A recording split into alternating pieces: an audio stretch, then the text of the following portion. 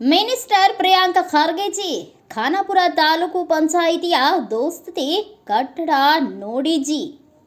ಹೌದು, ರಾಜ್ಯದ ಗಡಿ ತಾಲೂಕುಗಳಲ್ಲಿ ಅತ್ಯಂತ ದೊಡ್ಡ ತಾಲೂಕುಗಳಲ್ಲಿ ಬೆಳಗಾವಿ ಜಿಲ್ಲೆಯ ಖಾನಾಪುರ ತಾಲೂಕು ಸಹ. ಇಂತಹ ಖಾನಾಪುರ ತಾಲೂಕು ವ್ಯಾಪ್ತಿಗೆ 51 ಗ್ರಾಮ ಪಂಚಾಯಿತಿಗಳನ್ನು ನಿರ್ವಹಣೆ ಮಾಡುವ ಖಾನಾಪುರ ತಾಲೂಕು ಪಂಚಾಯಿತಿ ಕಟ್ಟಡ ಖಾನಾಪುರದಲ್ಲಿದೆ. ಆದರೆ ಅದ್ಯಾಕೋ ಏನೋ ಗೊತ್ತಿಲ್ಲ, ಕಳೆದ 10 ವರ್ಷಕ್ಕೆ ದಿನದಿಂದ ದಿನಕ್ಕೆ ಈ ಖಾನಾಪುರ ತಾಲೂಕು ಪಂಚಾಯಿತಿ ಕಟ್ಟಡವು ದಿನದಿಂದ ದಿನಕ್ಕೆ ತುಂಬಾ ಶಿಥಿಲಗೊಂಡಿದ್ದು ತುಂಬಾ ಅಪಾಯದ ಪರಿಸ್ಥಿತಿಯಲ್ಲಿದೆ. ಇನ್ನು ಪ್ರಸ್ತುತ ಪರಿಸ್ಥಿತಿಯು ಬಗ್ಗೆ ಹೇಳೋದಾದ್ರೆ, ಮೇಲ್ಛಾವಣಿ ತುಂಬಾ ಹಳೆಯದಾಗಿದ್ದು ಸಿಮೆಂಟ್ ಕಾಂಕ್ರೀಟ್ ನೆಲಕ್ಕೆ ಬೀಳುತ್ತಿದೆ. ಕಟ್ಟಡಕ್ಕೆ ಹಾಕಿದ ಕಬ್ಬಿಣಗಳು ತುಂಬಾ ಹಳೆಯದಾಗಿದ್ದು ಯಾವಾಗ ಬೇಕಾದರೂ ಪಿಲ್ಲರ್ಗಳು ಕುಸಿಯುವ ಪರಿಸ್ಥಿತಿ ಇದೆ.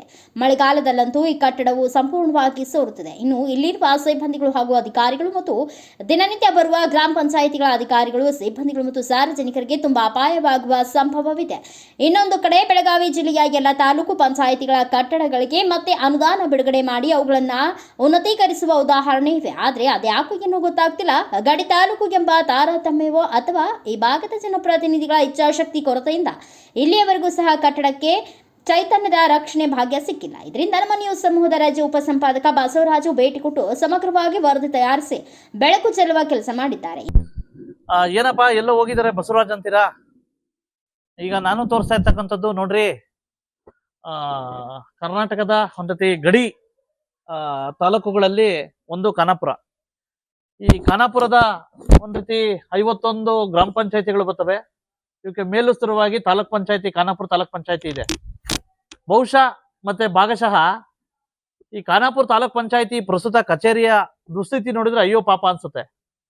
ವಿಪರ್ಯಾಸ ಅಂದ್ರೆ ವಿಶೇಷವಾಗಿ ಇಲ್ಲಿ ಸಹಾಯಕ ನಿರ್ದೇಶಕರ ಕಚೇರಿ ಮಾತ್ರ ಹೈಟೆಕ್ ಆಗಿದೆ.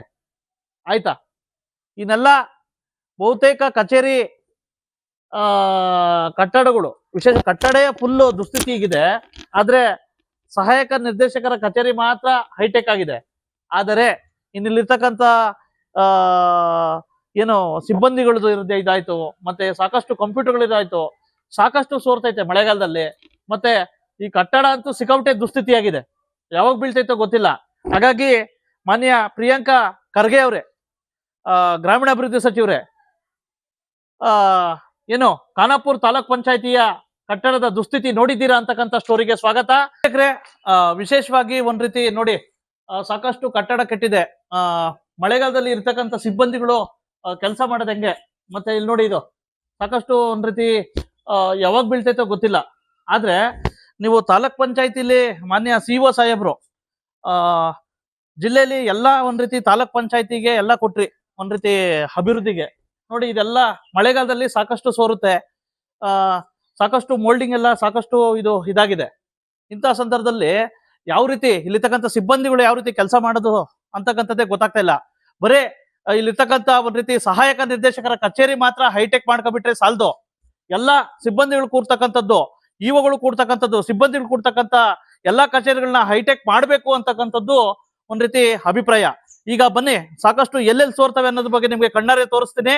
ಮಾನ್ಯ ಪ್ರಿಯಾಂಕಾ ಖರ್ಗೆ ಅವರೇ, ನೋಡಿ ಈ ರೀತಿ ಎಲ್ಲಾ ತಾಲೂಕ್ ಪಂಚಾಯತಿ, ರಾಜ್ಯದ ಎಲ್ಲಾ ತಾಲೂಕ್ ಪಂಚಾಯತಿಗೆ ಅನುದಾನ ಕೊಟ್ರಿ ತಾಲೂಕ್ ಪಂಚಾಯತಿ ಕಟ್ಟಡ ನಿರ್ವಹಣೆಗೆ. ಆದ್ರೆ ಖಾನಾಪುರಕ್ಕೆ ಯಾಕಿಲ್ಲ? ಯಾವ ರೀತಿ ತಾರತಮ್ಯ ಆಗ್ತಾ ಇದ್ರ ಬಗ್ಗೆ ನಿಮ್ಗೆ ಕಣ್ಣಾರೆ ತೋರಿಸ್ತಾ ಇದ್ದೀನಿ. ಆಯ್ತಾ, ಬರೇ ಅಲ್ಲಿರ್ತಕ್ಕಂಥ ಯಾರೋ ಸಹಾಯಕ ನಿರ್ದೇಶಕಿ ಏಡಿ ಕಚೇರಿ ಕೊಟ್ಬಿಟ್ರೆ ಸಾಲದು, ಅದಕ್ಕೊಂದು ಇಂಪ್ರೂವ್ಮೆಂಟ್ ಹೈಟೆಕ್ ಮಾಡಿಬಿಟ್ರೆ ಸಾಲದು. ಎಲ್ಲಾ ಕಚೇರಿಯ ಸಿಬ್ಬಂದಿಗಳು ಕೂತಕ್ಕಂಥ ಎಲ್ಲಾ ಕಟ್ಟಡಗಳನ್ನ, ಒಂದು ರೂಮ್ಗಳನ್ನ ಹೈಟೆಕ್ ಮಾಡಬೇಕು ಅಂತ ಹೇಳ್ಬಿಟ್ಟು ಗ್ರಾಮೀಣಾಭಿವೃದ್ಧಿ ಸಚಿವರೇ ನೋಡಿ, ಎಲ್ಲಾ ತಾಲೂಕ್ ಪಂಚಾಯತಿ ಕಟ್ಟಡ ನಿರ್ವಹಣೆಗೆ ನೀವು ಅನುದಾನ ಕೊಟ್ರಿ, ಎಲ್ಲಾ ಹೈಟೆಕ್ ಮಾಡಿದ್ರಿ. ಆದ್ರೆ ಗಡಿ ತಾಲೂಕು ಅಂತಕ್ಕಂಥ ಒಂದ್ ರೀತಿ ತಾರತಮ್ಯನೋ ಅಥವಾ ಖಾನಾಪುರಕ್ಕೆ ಕೊಡಬಾರ್ದು ಅಂತನೋ ಏನು ನಿಮ್ಮ ನಡೆ? ಹಾಗಾಗಿ ಇವತ್ತು ನೋಡಿ, ಬರೀ ಹೇಡಿ ಕಚೇರಿ ಮಾತ್ರ ಹೈಟೆಕ್ ಆಗಿದೆ. ಇನ್ನೆಲ್ಲ ಸಿಬ್ಬಂದಿಗಳು ಮತ್ತೆ ಇರ್ತಕ್ಕಂಥ ಹಲವಾರು ಸಿಬ್ಬಂದಿಗಳು ಕೂತ್ಕೊಂತಕ್ಕಂಥ ರೂಮ್ಗಳು ಸಾಕಷ್ಟು ಸೋರ್ತಾವೆ, ದಿನನಿತ್ಯ ಕುಸಿತಾ ಇದೆ. ಈಗ ಆಗ್ಬಿಟ್ರೆ ಯಾವ ರೀತಿ ಈ ತಾರತಮ್ಯ ಹೋಗ್ಬೇಕು ಅಂತಕ್ಕಂಥದ್ದು ನನ್ನ ಅಭಿಪ್ರಾಯ. ಈಗ ಕಣ್ಣಾರೆ ಚಿತ್ರಣಗಳನ್ನ ತೋರಿಸ್ತೀನಿ ನೋಡಿ, ಯಾವ ರೀತಿ ಯಾವಾಗ ಬೀಳ್ತೈತೋ ಗೊತ್ತಿಲ್ಲ. ಆಯ್ತಾ, ಇಲ್ಲ ಅಂದ್ರೆ ಈಗ ನೀವು ಇದೇ ಕಟ್ಟಡದಲ್ಲಿ ಮುಂದುವರಿಸ್ಬೇಕಂದ್ರೆ ಎಲ್ಲಾ ಸಿಬ್ಬಂದಿಗಳಿಗೂ ಇನ್ಸೂರೆನ್ಸ್ ಮಾಡಿಸಿ ಕುಂಡ್ರಿಸಿ, ಆಯ್ತಾ ಅಂತಕ್ಕಂಥದ್ದು ನನ್ನ ಅಭಿಪ್ರಾಯ. ವೀಕ್ಷಕರೇ ನೋಡಿ, ಮಾನ್ಯ ಪ್ರಿಯಾಂಕಾ ಖರ್ಗೆ ಸಾಹೇಬ್ರೆ, ದಯವಿಟ್ಟು ನೋಡಿ ಆಯ್ತಾ. ಹಾಗಾಗಿ ದಯವಿಟ್ಟು ಇದನ್ನೆಲ್ಲ ಟ್ವಿಟ್ ಮಾಡ್ತಾ ಇದ್ದೀನಿ ನಿಮಗೆ. ಇನ್ಮೇಲಾದ್ರೂ ಸಹ ದಯವಿಟ್ಟು ಇದನ್ನ ಕಟ್ಟಡ ರೀತಿ ಇದು ಮಾಡಿ ಆಯ್ತಾ. ಪಾಳು ಬಿದ್ದ ಕಟ್ಟಡ ರೀತಿ ಮಾಡಕ್ ಹೋಗ್ಬೇಡಿ. ಮತ್ತೆ ಸಿಬ್ಬಂದಿಗಳಿಗೆ ರಕ್ಷಣೆ ಕೊಡ್ಬೇಕಂದ್ರೆ ಸಾಕಷ್ಟು ಒಂದ್ ರೀತಿ ಇಲ್ಲ ಹೊಸದು ಕೆಡಬಿಟ್ಟು ಕಟ್ಟಿ, ಇಲ್ಲ ಸ್ಥಳಾಂತರ ಮಾಡಿ ಆಯ್ತಾ. ಇಲ್ಲಿ ಅತ್ಯಂತ ಒಂದ್ ರೀತಿ ಗಡಿ ತಾಲೂಕುಗಳಲ್ಲಿ ದೊಡ್ಡ ಒಂದ್ ರೀತಿ ತಾಲೂಕು ಖಾನಾಪುರ. ಖಾನಾಪುರ ತಾಲೂಕು ನೆರೆಯ ಒಂದ್ ರೀತಿ ಗೋವಾಗೆ, ಮತ್ತು ನೆರೆಯ ಒಂದು ರೀತಿ ನಮ್ಮ ಸಹೋದರ ಜಿಲ್ಲೆ ಉತ್ತರ ಕನ್ನಡ ಜಿಲ್ಲೆಗೆ, ಸ್ವಲ್ಪ ಧಾರವಾಡ ಜಿಲ್ಲೆಗೆ ಸಹ ಹೊಂದ್ಕೊಂಡಿದೆ. ಈಗ ನಾನು ಹೇಳೋದು ವಿಷಯ ಏನಪ್ಪ ಅಂತಂದರೆ, ಸುಮಾರು ಖಾನಾಪುರ ತಾಲೂಕಿಗೆ 51 ಗ್ರಾಮ ಪಂಚಾಯತಿ ಬರ್ತವೆ. ಈ 51 ಗ್ರಾಮ ಪಂಚಾಯತಿಗಳ ನಿರ್ವಹಣೆಗೆ ಖಾನಾಪುರ ತಾಲೂಕ್ ಪಂಚಾಯತಿ ಕಟ್ಟಡ ಇದೆ. ಇದು ಖಾನಾಪುರ ಪಟ್ಟಣದಲ್ಲಿದೆ. ಬಹುಶಃ ಮತ್ತು ಭಾಗಶಃ ನಾನು ಹಲವಾರು ಒಂದು ರೀತಿ ತಾಲೂಕು ಪಂಚಾಯತಿಗಳ ಕಟ್ಟಡಗಳು ನೋಡಿದ್ದೀವಿ. ಸಾಕಷ್ಟು ತಾಲೂಕ್ ಪಂಚಾಯತಿ ಕಟ್ಟಡಗಳು ಒಂದು ರೀತಿ ನವೀಕರಣ ಆಗಿದ್ದಾವೆ. ಹಳೆ ಕಟ್ಟಡಗಳಿದ್ರು ಸಹ ನವೀಕರಣಗೊಳಿಸಿದ್ದಾರೆ. ಒಂದು ರೀತಿ ಮೂಲಭೂತ ಸೌಕರ್ಯಗಳು ಸಹ ಕೊಟ್ಟಿದ್ದಾರೆ. ಆದರೆ ಬಹುಶಃ ಮತ್ತು ಭಾಗಶಃ ಖಾನಾಪುರ ತಾಲೂಕ್ ಪಂಚಾಯತಿ ಕಟ್ಟಡ, ವಿಶೇಷವಾಗಿ ಖಾನಾಪುರ ತಾಲೂಕು ಇತಿಹಾಸ ತುಂಬ ಹಳೆಯದು. ತಾಲೂಕ್ ಪಂಚಾಯತಿ ಕಟ್ಟಡಕ್ಕೂ ಸಹ ತುಂಬ ಹಳೆಯ ಇತಿಹಾಸ ಇದೆ. ಆದರೆ ಅದು ಯಾಕೋ ಏನೋ ಗೊತ್ತಿಲ್ಲ, ವಿಶೇಷವಾಗಿ ಸಾಕಷ್ಟು ಒಂದು ರೀತಿ ಗ್ರಾಮೀಣಾಭಿವೃದ್ಧಿ ಸಚಿವರುಗಳು ಬಂದೋಗಿದ್ದಾರೆ, ಮತ್ತು ಸಾಕಷ್ಟು ಶಾಸಕರುಗಳು ಬಂದೋಗಿದ್ದಾರೆ, ಮತ್ತು ಹಲವಾರು ಅಧಿಕಾರಿಗಳು ಬಂದೋದ್ರು, CEO ಅವ್ರು ಬಂದೋದ್ರು, ಮತ್ತು EO ಅವ್ರು ಬಂದೋದ್ರು. ಆದರೆ ಅದು ಯಾಕೋ ಏನೋ ಗೊತ್ತಾಗ್ತಾ ಇಲ್ಲ. ಖಾನಾಪುರ ತಾಲೂಕು ಪಂಚಾಯಿತಿಯ ಕಟ್ಟಡ ನೋಡಿದ್ರೆ ಸಾಕಷ್ಟು ಒಂದು ರೀತಿ ನೋವಾಗುತ್ತೆ. ಯಾಕಪ್ಪ ಅಂತಂದರೆ, ಒಂದು ರೀತಿ ಪಾಳು ಬಿದ್ದ ಶಿಥಿಲಗೊಂಡ ಸಾಕಷ್ಟು ಕಟ್ಟಡದಲ್ಲಿ ಇವತ್ತು ಸಹ ಒಂದು ರೀತಿ ಅಲ್ಲಿರ್ತಕ್ಕಂಥ ಅಧಿಕಾರಿಗಳು, ಸಿಬ್ಬಂದಿಗಳು ಕಾರ್ಯನಿರ್ವಹಿಸ್ತಾ ಇರೋದು ನೋಡ್ಬಿಟ್ರೆ ಅಯ್ಯೋ ಪಾಪ ಅನ್ಸುತ್ತೆ. ನಾನು ಮೊನ್ನೆ ಭೇಟಿ ಕೊಟ್ಟಾಗ ಸಾಕಷ್ಟು ಸಮಸ್ಯೆಗಳನ್ನ ಹೇಳಿದ್ವಿ. ನೋಡೋದಾದ್ರೆ ಒಂದು ರೀತಿ ಬಹುತೇಕ ಒಂದು ರೀತಿ ಖಾನಾಪುರ ತಾಲೂಕ್ ಪಂಚಾಯತಿ ಕಟ್ಟಡದ ಬಹುತೇಕ ಮೇಲ್ಛಾವಣಿ ಹಾಕಿರ್ತಕ್ಕಂಥ ಕಾಂಕ್ರೀಟು ತುಂಬ ಹಾಳಾಗಿ ದಿನೇ ಬೀಳ್ತಾ ಇದೆ. ಎರಡನೇದು, ಆ ಒಂದು ಸಿಮೆಂಟ್ ಕಾಂಕ್ರೀಟ್ಗೆ ಮೇಲ್ಛಾವಣಿಗೆ ಹಾಕಿರ್ತಕ್ಕಂಥ ಕಬ್ಬಣ ಸಹ ಸಾಕಷ್ಟು ಹಾಳಾಗಿ ಯಾವಾಗ ಬೀಳ್ತೈತೋ ಗೊತ್ತಿಲ್ಲ. ಇದ್ರ ಜೊತೆಗೆ ಬರೇ ಅಧಿಕಾರಿಗಳು ಕೇಳಿದ್ರೆ ಬರೇ ಪ್ರಪೋಸಲ್ ಕಳಿಸಿದ್ದೀನಿ, ಹಾಗೆ ಕಳಿಸಿದ್ದೀನಿ, ಈ ಕಳಿಸಿದ್ದೀನಿ ಅಂತ ಹೇಳ್ತಾರೆ. ಮೊನ್ನೆ ಪ್ರೊಬೇಷನರಿ IAS ಸಾಹೇಬ್ರು ಬಂದಿದ್ರು.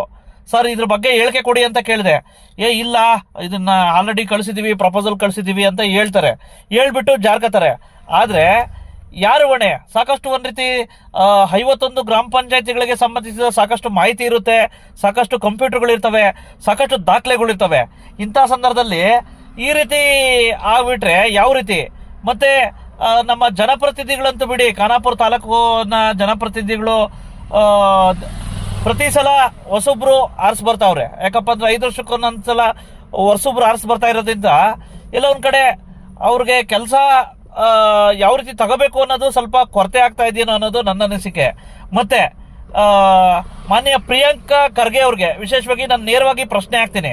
ಮಾನ್ಯ ಪ್ರಿಯಾಂಕಾ ಖರ್ಗೆ ಸಾಹೇಬ್ರೆ, ನೀವು ಅಷ್ಟು ಕೊಟ್ಟಿದ್ದೀವಿ ಫಂಡು, ಇಷ್ಟು ಕೊಟ್ಟಿದ್ದೀವಿ ಫಂಡು, ತಾಲೂಕ್ ಪಂಚಾಯತಿಗೆ ಅಷ್ಟು ಫಂಡ್ ಕೊಟ್ಟಿದ್ದೀವಿ ಅಂತಿರಲ್ಲ. ನೋಡ್ರಿ ಸ್ವಾಮಿ, ನಿಮ್ಮ ತಾಲೂಕು ಪಂಚಾಯತಿಯ ಕಟ್ಟಡದ ದುಸ್ಥಿತಿಯನ್ನ ಆಯ್ತಾ. ಯಾಕಪ್ಪ ಅಂತಂದ್ರೆ ದಿನೇ ಒಂದ್ ರೀತಿ ಕುಸಿತಾ ಇದೆ. ಅದರಲ್ಲೇ ಸಿಬ್ಬಂದಿಗಳು ಕೆಲಸ ಮಾಡ್ತಾವ್ರೆ. ಏನಾರು ಅಪಾಯ ಇರಿದ್ರೆ ಯಾರು ಜವಾಬ್ದಾರಿ? ಇಲ್ಲ ಅದಕ್ಕೆ ಅವ್ರಿಗೆಲ್ಲರಿಗೂ ಇನ್ಸೂರೆನ್ಸ್ ಭಾಗ್ಯ ಆದ್ರೂ ಕಲ್ಸ್ಕೊಡಿ. ನಾನು ಮೊನ್ನೆ ಜಿಲ್ಲಾ ಪಂಚಾಯತಿಲಿ ಕೇಳಿದೆ, ಯಾರೋ ಒಬ್ಬ ಅಧಿಕಾರಿಗಳನ್ನ ಕೇಳಿದ್ರೆ ಬರೀ ಪ್ರಪೋಸಲ್ ಕೊಟ್ಟಿದೀವಿ ಅಂತ ಹೇಳ್ತಾರೆ. ಮೊನ್ನೆ ಒಬ್ರು ಚಾರ್ಜ್ ತಗೊಂಡವ್ರೆ, AEE ಅವರಂತೆ, ವಾಟರ್ ಸಪ್ಲೈ, ಅವರು ಕೇಳಿದೆ, ಅವರು ಇದ್ರ ಬಗ್ಗೆ ನಂಗೆ ಮಾಹಿತಿ ಇಲ್ಲ ಅಂತ ಹೇಳ್ತಾರೆ. ಮತ್ತೆ AD ಅವ್ರು ಕೇಳಿದೆ, AD ಅವರು ಹೇಳ್ತಾರೆ, ಸರ್ ಇದ್ರ ಬಗ್ಗೆ ಹೇಳಿಕೆ ಕೊಡಿ ಅಂದ್ರೆ ಆಫೀಸಿಗೆ ಬನ್ನಿ ಹೇಳಿಕೆ ಕೊಡಿ ಅಂತ ಹೇಳ್ತಾರೆ. ಅರೆ ಸ್ವಾಮಿ, ನಾವು ಮಾಡ್ತಾ ಇರೋದು ನಿಮ್ಮ ಕಟ್ಟಡ ಸುಧಾರಣೆ ಆಗಲಿ, ಸಿಬ್ಬಂದಿಗಳ ರಕ್ಷಣೆ ಸಿಗಲಿ, ಕಟ್ಟಡ ಒಳ್ಳೆ ಸೌಭಾಗ್ಯ ಸಿಗಲಿ ಅಂತ ಹೇಳ್ಬಿಟ್ಟು ಮಾಡ್ತಾ ಇದೀವಿ. ನಾವು ಯಾವುದೇ ರೀತಿ ದುಸ್ಥಿತಿ, ಒಂದು ರೀತಿ ದುರ್ಬುದ್ಧಿಯ ಮನಸ್ಥಿತಿ ಇಲ್ಲ. ಹಾಗಾಗಿ ನಾವು ಕೇಳೋದು ಜನಪ್ರತಿನಿಧಿಗಳಿಗೆ ಮತ್ತೆ ವಿಶೇಷವಾಗಿ ಮಾನ್ಯ ಸಚಿವರಿಗೆ, ದಯವಿಟ್ಟು ಈಗ ಎಲ್ಲಾರ್ಗು ನೋಡಪ್ಪ, ಈಗ ಹೊಸ ತಾಲೂಕ್ ಪಂಚಾಯತಿಗಳು ಎಷ್ಟು ಘೋಷಣೆ ಆದವು, ಅವಕ್ಕೆಲ್ಲ ಹಳೆ ಕಟ್ಟಡಗಳು ಇದ್ರೂ ಸಹ ನವೀಕರಣಕ್ಕೆ ನೀವು ಅನುದಾನ ಕೊಟ್ರಿ. ಆದರೆ ಸಾಕಷ್ಟು ಹಳೆ ಇತಿಹಾಸ ಇದೆ ಖಾನಾಪುರ ತಾಲೂಕ್ ಪಂಚಾಯತಿ ಕಟ್ಟಡಕ್ಕೆ. ಖಾನಾಪುರ ತಾಲೂಕ್ ಪಂಚಾಯತಿಗೆ ತುಂಬಾ ದುಸ್ಥಿತಿಯಲ್ಲಿದೆ, ತುಂಬಾ ಪಾಳು ಬಿದ್ದಿದೆ, ತುಂಬಾ ದಿನ ದಿನ ಶಿಥಿಲಗೊಂಡಿದೆ. ಆದ್ರೆ ಅದರ ಒಂದು ನವೀಕರಣಕ್ಕೆ ಯಾಕೆ ನೀವು ಒಂದ್ ರೀತಿ ತಾರತಮ್ಯ ವಹಿಸಿದ್ರಿ ಅನ್ನೋದೇ ಗೊತ್ತಾಗ್ತಾ ಇಲ್ಲ. ಹಾಗಾಗಿ ದಯವಿಟ್ಟು ಇವತ್ತನೇ ಬಜೆಟ್ ಘೋಷಣೆ ಆಗಿದೆ, ದಯವಿಟ್ಟು ಕೂಡಲೇ ಅಲ್ಲಿ ಒಂದು ಖಾನಾಪುರ ತಾಲೂಕ್ ಪಂಚಾಯತಿ ಕಟ್ಟಡಕ್ಕೆ ಇಲ್ಲ ಹೊಸ ಕಟ್ಟಡ ಭಾಗ್ಯ ಕಲಿಸ್ಬೇಕು, ಇಲ್ಲಾಂದ್ರೆ ಅದು ಕೂಡಲೇ ನವೀಕರಣ ಭಾಗ್ಯ ಆದ್ರೂ ಕಲ್ಸೋದಕ್ಕೆ ಅನುದಾನ ಬಿಡುಗಡೆ ಮಾಡಬೇಕು ಅಂತ ಹೇಳ್ಬಿಟ್ಟು ಈ ಒಂದು ವರದಿನ ಬೆಳಕು ಚೆಲ್ತಾ ಇದ್ದೀನಿ. ಈ ಒಂದು ಕಟ್ಟಡಕ್ಕೆ ವಿಶೇಷವಾಗಿ ಅಧಿಕಾರಿಗಳು, ಆ ಜಿಲ್ಲಾ ಪಂಚಾಯತಿ ಕಾರ್ಯನಿರ್ವಾಹಕ ಅಧಿಕಾರಿಗಳು ದಯವಿಟ್ಟು ನೋಡ್ಬೇಕಾದಂತ ಪರಿಸ್ಥಿತಿ. ಎಲ್ಲಾ ಕಟ್ಟಡ ಎಲ್ಲ ಸೋರ್ತಾ ಮತ್ತೆ ಮಳೆಗಾಲದಲ್ಲಂತೂ ಸಂಪೂರ್ಣ ಶಿಥಿಲಗೊಂಡಿದೆ. ಮತ್ತೆ ಇಲ್ಲಿರ್ತಕ್ಕಂಥ ಪಿಲ್ಲರ್ಗಳಂತೂ ಸಂಪೂರ್ಣವಾಗಿ ಹಾಳಾಗೋಗಿದ್ದಾವೆ. ಇಂಥ ಸಂದರ್ಭದಲ್ಲಿ ಬರೀ ಎಡಿ ಕಚೇರಿ ಒಂದ್ ರೀತಿ ಸಾಕಷ್ಟು ಹೈಟೆಕ್ ಮಾಡಿರ್ತಕ್ಕಂಥದ್ದು ಎಲ್ಲ ಒಂದ್ ಕಡೆ ಸಾಕಷ್ಟು ಸಂಶಯಕ್ಕೆ ಎಡೆ ಮಾಡಿ ಕೊಟ್ಟಿದೆ. ಈಗ ನೋಡಿ, ಎಡಿ ಕಚೇರಿ ಮಾತ್ರ ಸಾಕಷ್ಟು ಒಂದ್ ರೀತಿ ಹೈಟೆಕ್ ಮಾಡ್ಕೊಂಡಿದ್ದಾರೆ, ಆಯ್ತಾ. ಆದರೆ ಎಲ್ಲ ಒಂದ್ ರೀತಿ ಕಚೇರಿ ಕಟ್ಟಡನೇ, ಇಡೀ ಕಟ್ಟಡನೇ ದುಸ್ಥಿತಿಗಿದೆ. ಇಂಥ ಸಂದರ್ಭದಲ್ಲಿ ಎಡಿ ಕಚೇರಿಗೆ ಮಾತ್ರ ಫಂಡ್ ಕೊಟ್ಟಿದ್ದು ಯಾಕೆ? ಯಾವ್ದಕ್ಕೂ ಏನ್ ತಾರತಮ್ಯನ ಅಂತಕ್ಕಂಥದ್ದು ನನ್ನ ಈ ಮಳೆಗಾಲದಲ್ಲಿ ಸುರಿತೈತಿ. ಈ ತಾಲೂಕಾ ಪಂಚಾಯತ್ ಆಫೀಸ್ ನಮ್ ಖಾನಾಪುರ ತಾಲೂಕಿನ ಹೆಮ್ಮೆ. ಎಲ್ಲಾ 51 ಗ್ರಾಮ ಪಂಚಾಯತ್ ಇಲ್ಲೇ ಆಫೀಸ್ ನಡೀತೈತಿ. ಈ ಆಫೀಸ್ ಚಂದ ಇರ್ಬೇಕು, ಎಲ್ಲಾ ಡಾಕ್ಯುಮೆಂಟ್ ಸರಿ ಆಗ್ಬೇಕು ಅಂತ ನನ್ ಮಾನವೀಯತೆ ಇದೆ. ಇದು ಸುಧಾರಣೆ ಮಾಡಬೇಕು, ಇದು ಸುಧಾರಣೆ ಆಗ್ಬೇಕು. ಸಾಕಷ್ಟು ಶಿಥಿಲಗೊಂಡಿದೆಯಂತೆ, ಇದ್ರ ಬಗ್ಗೆ ನಿಮ್ಮ ಅಭಿಪ್ರಾಯ ಹೆಂಗೆ? ನಮ್ದು ಏನಿಲ್ಲ ಸರ್, ಅದು ಎಲ್ಲ ಇದು ತಾಲೂಕಂದು ಎಲ್ಲ ಆಫೀಸ್ ತಾಲೂಕಾ ಪಂಚಾಯತ್ಗೂ ಸರಿಯಾಗಿ ಇದೆ. ನಮ್ಮ ತಾಲೂಕಾ ಪಂಚಾಯತ್ ಆಫೀಸು ಸರಿಯಾಗಿಲ್ಲ. ಅದು ಮಳೆಗಾಲದಲ್ಲಿ ಬಹಳ ಡೇಂಜರಸ್ ಆಗಿದೆ. ಮತ್ತು ಎಲ್ಲ ನಮ್ಮ ಖಾನಾಪುರ ತಾಲೂಕಿನಿಂದ ಹೊಸ ಬಿಲ್ಡಿಂಗ್ ಆಗಿದೆ. ಬಟ್ ತಾಲೂಕಾ ಪಂಚಾಯತ್ ಆಫೀಸ್ ಅಷ್ಟೇ ಇಲ್ಲ. ಅದಕ್ಕೆ ಸರ್ಕಾರ ಅದು ನಮ್ಮ ಖಾನಾಪುರ ತಾಲೂಕಾ ಪಂಚಾಯತ್ ಆಫೀಸು ಲಘು ಶಾಂಕ್ಷನ್ ಆಕ್ಯಾಸ್ ನಮ್ಮ ಹಲಗೇಕರ್ ಸಾಹೇಬ್ ಅವ್ರ ಕಡೆ ನೋಡ್ಬೇಕ್ರಿ ಆ ತಾಲೂಕಾ ಪಂಚಾಯತಿಗೆ. ಅದಕ್ಕಿಂತ ಅವರು ಅಲ್ಲಿಂದ ಸ್ವಲ್ಪ ಅವ್ರ ಖರ್ಗೆ ಸರ್ ಅದಾರಲ್ಲ, ಅವ್ರ ಕಡೆಯಿಂದ ಸ್ವಲ್ಪ ಮಾತಾಡ್ಕ್ಯಾಸ್ ಆ ತಾಲೂಕಾ ಪಂಚಾಯತ್ ಬಿಲ್ಡಿಂಗ್ ಶಾಂಕ್ಷನ್ ಆಗ್ಬೇಕಂತ ಕೇಸ್ ನಮ್ದು ಕಟ್ಬೇಕ್ರಿ ಹೊಸ ಬಿಲ್ಡಿಂಗ್. ನಾವು ಒಂದ್ ಸಮಸ್ಯೆ ಐತೆ, ಅದ ಬಹಳ ಸಮಸ್ಯೆ ಐತ್ರಿ. ಅಲ್ಲ, ಎಷ್ಟು ವರ್ಷದಿಂದ ಸಮಸ್ಯೆ ಐತೆ? ಒಂದ್ 4-5 ವರ್ಷದಿಂದ ಹಂಗ ಐತ್ರಿ. ಅದ ಶಿಥಿಲಗೊಂಡಿದೆ. ಯಾವಾಗ ಬೀಳ್ತೈತ ಗೊತ್ತಿಲ್ಲ ಸರ್. ಮತ್ತು ನಾವು ಒಂದು ಪಂಚಾಯತಿ ಸದಸ್ಯ ಅದೇ ಅಂತ ಕೇಸ್ ನಾವು ಅಲ್ಲೇ ಅಡ್ಡಾಡ್ತೇವ್ರಿ.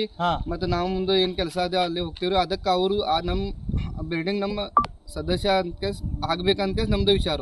ಇನ್ನಾದರೂ ಈ ಶೀತಲಗೊಂಡ ಖಾನಾಪುರ ತಾಲೂಕು ಪಂಚಾಯಿತಿ ಕಟ್ಟಡಕ್ಕೆ ಹೊಸ ಕಟ್ಟಡ ಭಾಗ್ಯ ದೊರೆಯುವುದೇ ಎಂಬುದನ್ನು ಕಾದು ನೋಡಬೇಕಿದೆ. ಬ್ಯೂರೋ ರಿಪೋರ್ಟ್, ಬಸವರಾಜು, ರಾಜ್ಯ ಉಪ ಸಂಪಾದಕ, ಭಾರತ ವೈಭವ news, Khanapur. Thanks for watching. Read, discuss and debate with editor Dr. Yan Prashant Rao. Wanted reporters in print, digital and visual media for Bharat Vaibhav Daily Newspaper, BV News 5 Channel and BV Fast Web News from all the talukas of Karnataka, Goa and Maharashtra. If interested, send your resume to 9019229369.